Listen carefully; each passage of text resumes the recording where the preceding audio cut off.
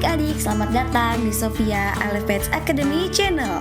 Channel yang akan membahas berbagai macam soal ujian untuk membantu adik-adik dalam mempersiapkan diri menghadapi ujian di sekolah.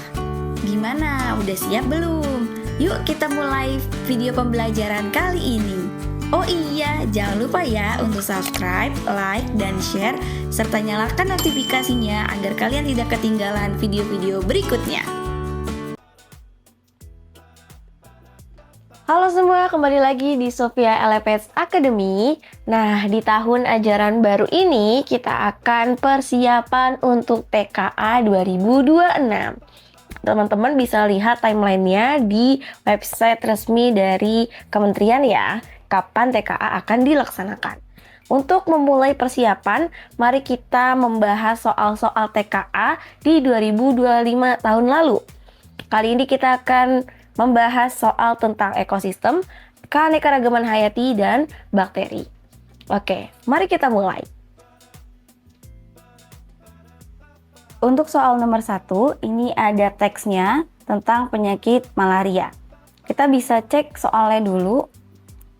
Nomor 1, berdasarkan data tersebut, strategi apa yang paling tepat untuk menurunkan jumlah penderita malaria di kedua wilayah? Tentukanlah apakah pernyataan-pernyataan berikut tepat atau tidak tepat sesuai dengan hasil analisis data tersebut. Oke, baru kita baca teksnya ya. Malaria merupakan salah satu penyakit yang pernah menyerang jutaan penduduk di berbagai belahan dunia. Untuk mengatasi penyakit malaria, dilakukan beberapa tindakan yang terbukti berhasil, yaitu memberikan obat kina dan pembasmi nyamuk dengan menyemprot DDT. Tabel berikut merupakan hasil penelitian tentang efektivitas pemberian obat kina dan penyemprotan DDT dalam menurunkan angka penderita malaria di dua wilayah yang berbeda. Sebelah kiri ini ada metodenya. Nah, yang tengah ini adalah wilayah A tanpa resistensi. Yang kanan wilayah B dengan resistensi nyamuk. Resistensi itu artinya nyamuknya udah kebal gitu ya, dengan pemberian obat tersebut. Oke, metode yang pertama itu pemberian kina 3 hari. Wilayah A sembuhnya 50%, wilayah B 48%. Kemudian pemberian kina selama 5 hari, wilayah A 76%. Yang sembuh wilayah B 72%. Pemberian kina 7 hari, 87% sembuh, untuk wilayah B 82%. Kalau penyemprotan DDT, 90% menurunkan infeksi di wilayah A dan 60% menurunkan infeksi di wilayah B. Oke, perhatikan tabelnya teman-teman. Kita lanjut ke pernyataan di soalnya. Pernyataan yang pertama, mengandalkan DDT di kedua wilayah karena efektivitasnya paling tinggi dibandingkan obat kina. Kita ingat-ingat lagi. Siapa yang paling banyak berefek gitu ya? Yang paling tinggi efeknya adalah yang 90% ini. Nah, 90% itu menurunkan infeksi dengan metode penyemprotan DDT, bukan dengan pemberian kina. Berarti pernyataan pertama ini salah. Karena paling tinggi itu bukan dengan obat kina ya, ini berarti tidak tepat. Kemudian menggunakan DDT di wilayah A untuk hasil cepat dan memperpanjang pemberian kina di wilayah B karena efektivitas DDT menurun akibat resistensi. Nah, kita lihat lagi tabel. Memang di wilayah A yang paling tinggi menyembuhkannya adalah dengan penyemprotan DDT ya, karena langsung 90% gitu. Nah, namun di wilayah B ketika disemprotkan DDT itu dia hanya 60%. Ini terjadi mungkin karena wilayah tersebut sudah resistensi dengan nyamuk ya. Jadi penyemprotan DDT itu kurang efektif kalau di wilayah B. Tapi di sini ada yang 82% penyembuhannya di wilayah B, yaitu dengan pemberian kina 7 hari. Kalau kita lihat dari pemberian kina 3 hari, 5 hari, dan 7 hari, semakin lama pemberian kina, maka presentasi kesembuhannya juga semakin tinggi. Ya kan? Berarti di wilayah B itu harus lebih lama lagi diberikan pemberian obat kina gitu. Jadi pernyataan yang nomor 2 ini tepat. Pernyataan yang ketiga, mengutamakan kina 3 hari di wilayah A maupun B karena tingkat kesembuhannya cukup tinggi dan tidak memerlukan waktu lama. Tadi kalau kita ingat kembali tabelnya, yang paling tinggi di wilayah A adalah DDT, ya, bukan pemberian obat kina. Dari situ aja udah kurang tepat. Jadi untuk nomor 1, jawabannya tidak tepat, tepat, dan tidak tepat. Nomor 2, paus dan ikan hiu sama-sama hidup di laut, memiliki sirip dan ekor, serta bentuk tubuh yang lancip di ujung depan dan ujung belakang sehingga efisien untuk berenang. Namun, paus bernapas dengan paru-paru dan menyusui anaknya, sedangkan ikan hiu bernapas dengan insang dan sebagian besar bertelur. Meskipun memiliki bentuk luar yang mirip, dalam sistem klasifikasi keduanya ditempatkan pada kelompok yang berbeda. Apa prinsip utama yang digunakan dalam pengelompokan tersebut? Nah, dalam sistem klasifikasi, makhluk hidup itu dikelompokkan berdasarkan 2 hal, yaitu adalah persamaan. Yang kedua adalah perbedaan. Persamaan dan perbedaan ini dapat dilihat dari struktur tubuhnya atau anatomi. Kemudian cara kerja dalam tubuhnya atau kita sebut dengan fisiologi. Kemudian yang penting juga adalah reproduksi. Dan hubungan kekerabatan evolusi. Oke. Nah, kita lihat antara antara hiu dan paus ini beda. Kalau paus, dia bernafas dengan paru-paru dan menyusui anaknya. Berarti di sini sudah ada perbedaan di di fisiologi ya, dan reproduksi, yaitu bernafas dengan paru-paru dan reproduksinya karena dia menyusui anaknya berarti dia melahirkan. Sedangkan hiu dia bernafasnya dengan insang dan sebagian besar bertelur. Nah, karena ada 2 perbedaan besar ini, makanya mereka tidak dapat dikelompokkan di kelompok yang sama. Gitu. Paus dia masuk ke dalam mamalia dan hiu itu dikelompokkan sama dengan ikan atau Pisces. So, jawabannya, apa prinsip utama yang digunakan dalam pengelompokan tersebut? Kita lihat yang A, kedua makhluk hidup tersebut hidup di ekosistem laut yang berbeda. Enggak ya, mereka bisa sama. Kemudian, mereka memiliki peran yang berbeda dalam rantai makanan. Ini tidak berpengaruh dalam prinsip utama sistem klasifikasi ya. Pengelompokan didasarkan pada habitat dan perilaku makan. Salah. Klasifikasi didasarkan pada persamaan dan perbedaan ciri. Betul. Yang E, paus dan ikan hiu memiliki massa tubuh yang berbeda secara alami. Ini juga tidak berpengaruh. Oke, jadi nomor 2 jawabannya yang D. Nomor 3. Jika populasi ikan kecil menurun drastis, maka manakah dampak yang paling mungkin terjadi dalam jaring-jaring makanan pada ekosistem laut? Ikan kecil, di manakah ikan kecil? Ini ya mungkin ya. Oke, ini. Kalau ini kelihatan ya. Merah aja deh. Kalau ininya tiada. Maka manakah yang berpengaruh nih? Paling berdampak. Kita lihat arah panahnya. Panah dari si ikan kecil ini ada ke burung, kemudian ada ke anjing laut.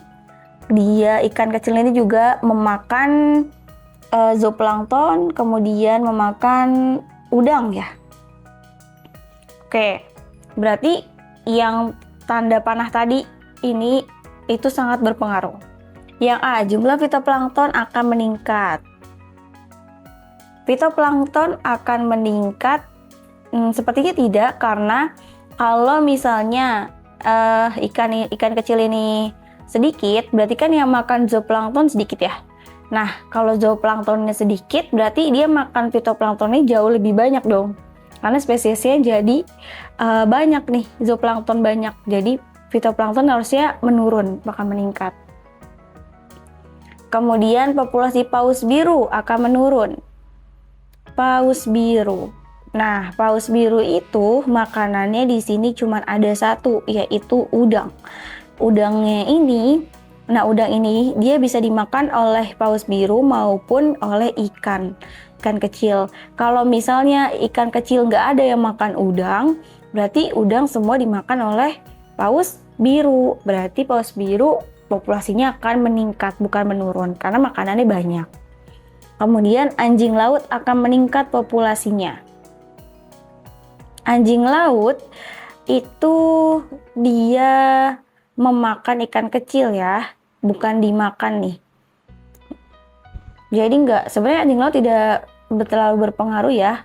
Karena gini, kalau misalnya dia nggak bisa makan ikan, setidaknya dia masih punya burung dan penguin untuk dia makan gitu. Masih ada makanan yang lainnya, bukan hanya ikan aja.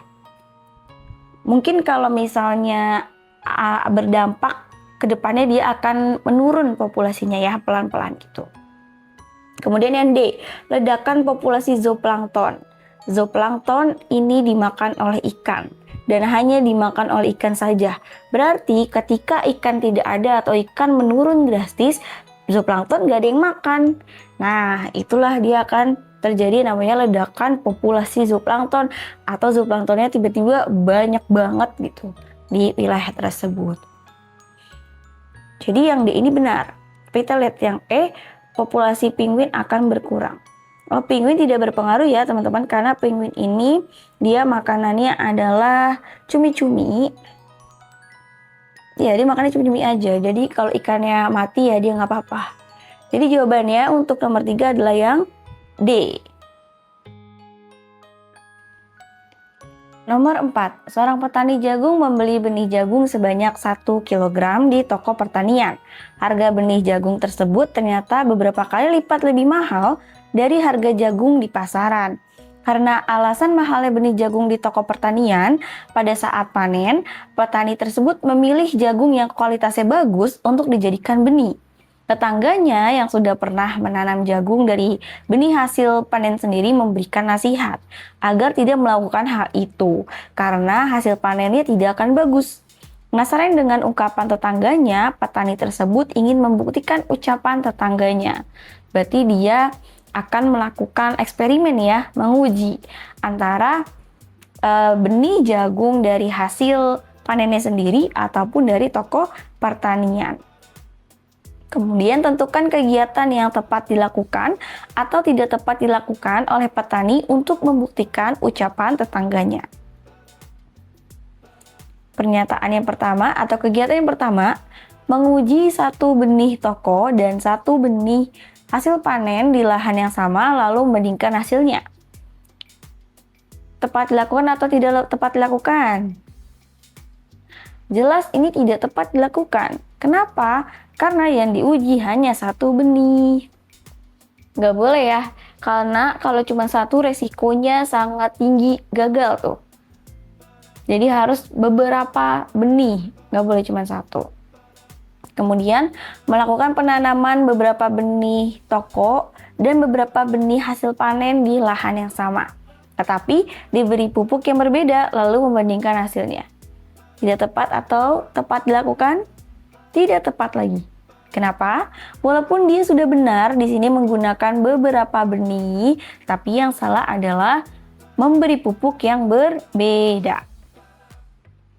Karena di sini mau melihat mana kualitasnya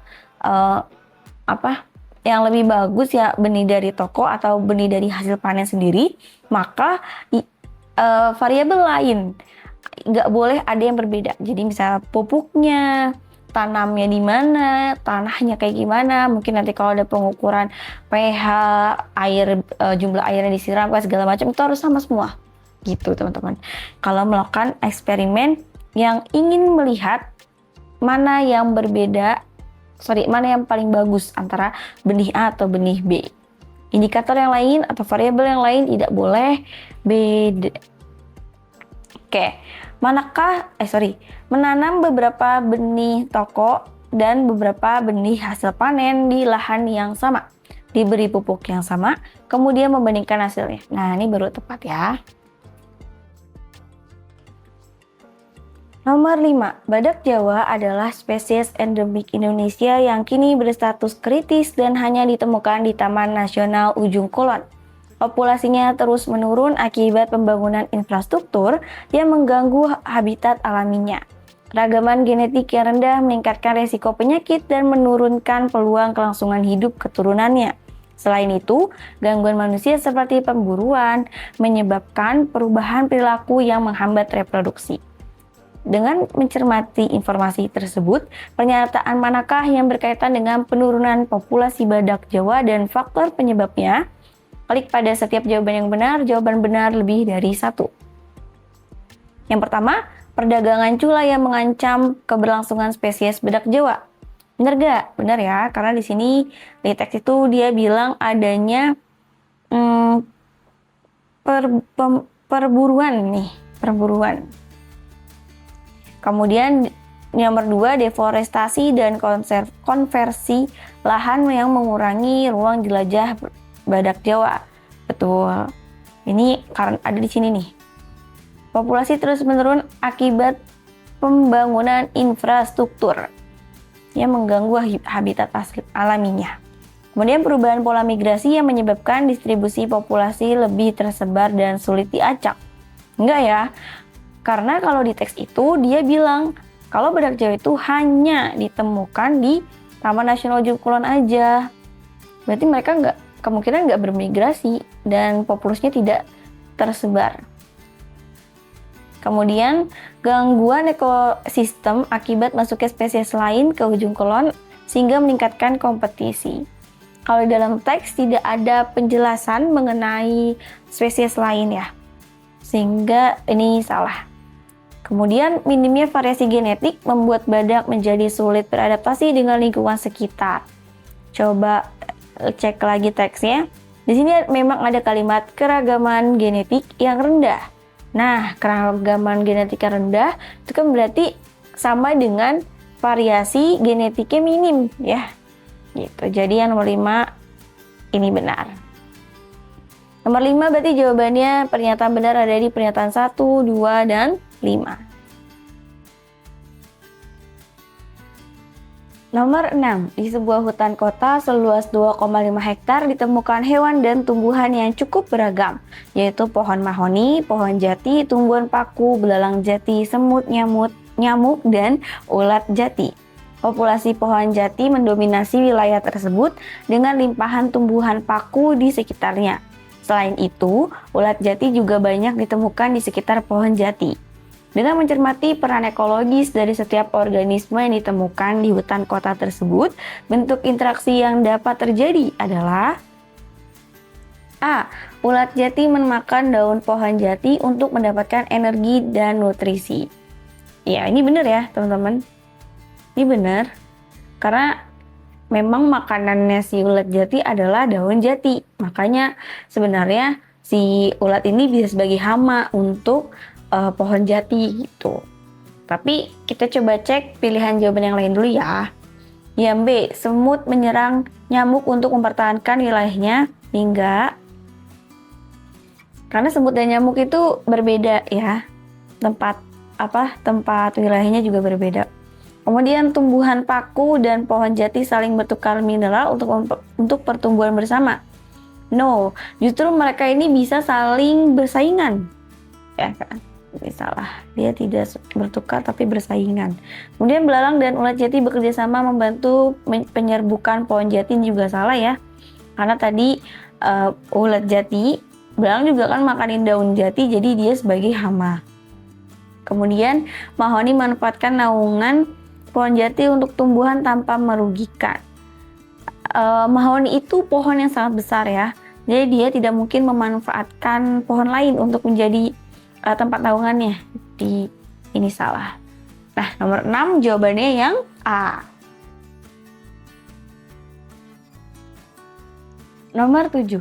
Selama 3 tahun terakhir, petani di daerah pertanian intensif Subang menggunakan pupuk kimia berbasis nitrogen dan fosfat secara terus-menerus untuk meningkatkan hasil panen jagung dan cabai. Penerapan pupuk dilakukan hingga melebihi dosis anjuran karena petani ingin mengejar masa tanam cepat. Namun, pemantauan dari lembaga lingkungan menunjukkan adanya perubahan dalam komposisi biotik di lahan tersebut. Populasi cacing tanah dan beberapa spesies jamur tanah menurun tajam, sementara gulma tertentu justru tumbuh lebih subur dari sebelumnya. Berdasarkan uraian tersebut, dampak yang paling mungkin terjadi terhadap keseimbangan ekosistem tanah adalah kalau dari teks ini kita tahu bahwa penggunaan pupuk berbasis kimia melebihi dosis itu dapat menurunkan populasi cacing tanah dan beberapa spesies jamur. Nah, cacing tanah dan beberapa spesies jamur ini punya peran penting di dalam tanah nih teman-teman, atau dalam ekosistem. Perannya adalah sebagai dekomposer. Nah, teman-teman ingat gak apa aja kerja dari dekomposer atau fungsinya? Yang pertama, mereka itu akan menguraikan bahan organik ya. Yang kedua, mereka akan membantu membentuk humus. Humus itu kan yang untuk menyuburkan tanah. Yang ketiga, memperbaiki struktur dan kesuburan tanah. Jadi intinya kalau dekomposer ini semakin menurun, berarti kesuburan tanahnya juga akan semakin menurun gitu. Oke, kita lihat dari pilihan jawabannya yang A, meningkatnya dekomposer bahan organik meningkatnya dekomposisi bahan organik karena pupuk mempercepat metabolisme organisme tanah. Salah ya, harusnya menurun. Karena yang bisa dekomposisi adalah dekomposer. Kemudian yang B, penurunan kesuburan tanah jangka panjang akibat hilangnya dekomposer alami. Nah, ini benar. Kita lihat yang C, terbentuknya lapisan tanah subur yang mempercepat pertumbuhan akar tanaman utama. Salah. Karena yang bisa membentuk lapisan tanah subur adalah dekomposer. Kemudian, bertambahnya populasi serangga tanah karena berkurangnya kompetitor. Salah. Terhambatnya pertumbuhan tanaman gulma akibat dominasi mikroba penyubur tanah. Salah, karena mikrobanya justru semakin menurun. Jadi nomor 7 jawabannya yang B. Soal nomor 8. Jadi ini ada teks di nomor 8, kita baca soalnya dulu ya. Di soalnya, berdasarkan informasi mengenai hama invasif tersebut, manakah pernyataan yang paling tepat mengenai kerusakan ekologis yang ditimbulkan? Oke, ingat-ingat pertanyaannya, manakah yang menyebabkan kerusakan? Oke. Ikan red devil merupakan spesies ikan karnivora asal Amerika Tengah. Ikan ini awalnya masuk Indonesia sebagai ikan hias akuarium. Namun, kini menyebar secara luas di beberapa perairan umum seperti Danau Toba di Sumatera Utara dan Waduk Sermo di Kulon Progo, Yogyakarta. Pelepas liaran ikan ini di Danau Toba diduga terjadi karena rendahnya pemahaman masyarakat yang bosan memelihara ikan hias, lalu melepaskannya ke perairan predator, menyebabkan red devil memangsa benih ikan asli Danau Toba dan berpotensi mendominasi ekosistem karena laju reproduksi yang sangat tinggi. Meskipun populasinya melimpah, ikan ini tidak laku dijual karena masyarakat sekitar kurang menyukai rasa dagingnya. Sementara itu, di Waduk Sermo, masuknya ikan ini diduga terjadi secara tidak sengaja. Pada masa awal pengenalan hingga awal tahun 2000-an, beberapa instansi pemerintah melakukan penebaran benih ikan ke perairan waduk. Selain itu, petani ikan di sekitar waduk juga membudidayakan ikan konsumsi dan ikan hias di tambak budidaya. Diperkirakan benih ikan ini ikut tercampur dalam benih yang tersebar atau terlepas dari keramba ke perairan waduk. Baik di Danau Toba maupun Waduk Sermo, populasi red devil meningkat pesat. Red devil diketahui memangsa ikan lokal yang bernilai ekonomis seperti nila, gurame, dan bawal. Sebagai bentuk penanggulangan, masyarakat mulai memanfaatkan ikan ini untuk diolah menjadi keripik ikan atau makanan ternak, bertujuan untuk mengurangi populasinya sekaligus meningkatkan nilai ekonomi bagi masyarakat. Oke, kita sekarang baca pilihan jawabannya. Yang A, ikan red devil menyebar di perairan Indonesia karena tingkat reproduksinya tinggi dan tidak adanya upaya pengendalian di masyarakat. Tingkat reproduksinya tinggi itu benar ada di dalam teks tadi ya, tapi kalau tidak adanya upaya pengendalian itu salah. Karena masyarakat juga berusaha menanggulanginya dengan membuat ikan itu menjadi produk makanan dan untuk bisa dimakan oleh ternak gitu ya. Oke, yang B, Waduk Sermo menjadi lokasi utama penyebaran ikan red devil karena adanya penebaran ikan secara sengaja oleh pemerintah. Kalau di teks dibilangnya tidak sengaja ya, karena terbawa gitu. Terbawa ketika pemerintah dan warga sekitar sedang membudidaya ikan-ikan yang lain. Kemudian C, masyarakat cenderung membiarkan ikan red devil berkembang biak karena ikan tersebut dianggap tidak membahayakan ekosistem. Ini salah karena masyarakat sudah berusaha menanggulanginya. Yang D, populasi red devil di perairan Indonesia meningkat pesat karena tidak memiliki predator alami dan sifatnya sebagai pemangsa. Betul, dia bisa bereproduksi tinggi atau tingkat reproduksinya tinggi, kemudian dia sifatnya predator yaitu memakan ikan-ikan lain seperti ikan nila, gurame, dan bawal, tapi dia tidak ada predator alaminya, jadi nggak ada yang bisa makan dia gitu. Jadi sehingga populasinya akan terus meningkat kalau tidak dicoba ditanggulangi oleh manusia ya. Yang E, ikan red devil di Danau Toba dan Waduk Sermo sama-sama dibudidayakan untuk tujuan ekonomi oleh masyarakat setempat. Ini salah. Jadi nomor 8 jawabannya yang D. Nomor 9, seorang murid mengikuti lomba membuat produk pangan fermentasi sekolah, yaitu membuat yogurt. Murid tersebut bertanggung jawab untuk memastikan proses produksi berjalan dengan baik. Salah satu tahapan penting dalam pembuatan yogurt adalah penambahan bakteri. Apa langkah pertama yang perlu dilakukan untuk memastikan bakteri yang digunakan dalam fermentasi dapat berfungsi dengan optimal? Nah, agar bakteri bisa bekerja dengan baik dan kemudian fermentasi berfungsi secara optimal, maka kita harus melakukan yang namanya mengaktifkan bakterinya gitu. Bakterinya harus aktif dulu nih. Gimana caranya biar dia aktif? Nah, caranya kita harus taruh dia di suhu idealnya dia gitu. Jadi tahapan pembuatan yogurt, pertama susu itu dilakukan pasteurisasi atau pemanasan untuk mematikan mikroorganisme yang mengganggu. Kan kalau pasteurisasi berarti pemanasan berarti panas banget tuh ya sampai titik didih tertentu. Nah, setelah itu selesai, kemudian ditunggu suhunya turun sampai suhunya 40 sampai 45 derajat Celcius. Setelah itu baru kita masukkan bakteri untuk fermentasi gitu. Baru deh abis itu bakterinya aktif dan melakukan fermentasi. So, kalau dilihat dari pilihan jawaban, maka jawaban yang paling tepat adalah yang E. Memasukkan bakteri pada saat susu memiliki suhu 40 sampai 45 derajat Celcius sehingga bakteri aktif. Nomor 10. Bakteri Acetobacter pseudomonas sangat penting dalam pembuatan berbagai jenis nata, seperti nata de coco dari air kelapa, nata de soya dari limbah tahu, nata de leri dari air cucian beras, dan dari sari buah lainnya. Bakteri ini menyukai suasana asam dan bekerja secara aerob di suhu ruang, serta memerlukan energi berupa gula untuk dapat menghasilkan serat selulosa. Serat ini akan membentuk lapisan tebal seperti gel di permukaan cairan, dan itulah yang disebut nata. Nata memiliki kandungan gizi yang baik, terutama tinggi serat pangan yang membantu pencernaan.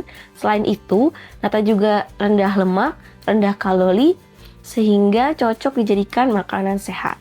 Berdasarkan informasi tersebut, peran Acetobacter pseudomonas dalam menghasilkan nata yang berkualitas adalah Kalau teman-teman tidak benar-benar mengetahui bagaimana cara bakteri Acetobacter itu bekerja, tidak perlu khawatir karena di dalam teks ini sudah dijelaskan bahwa Acetobacter itu akan mengubah gula nih menjadi serat selulosa.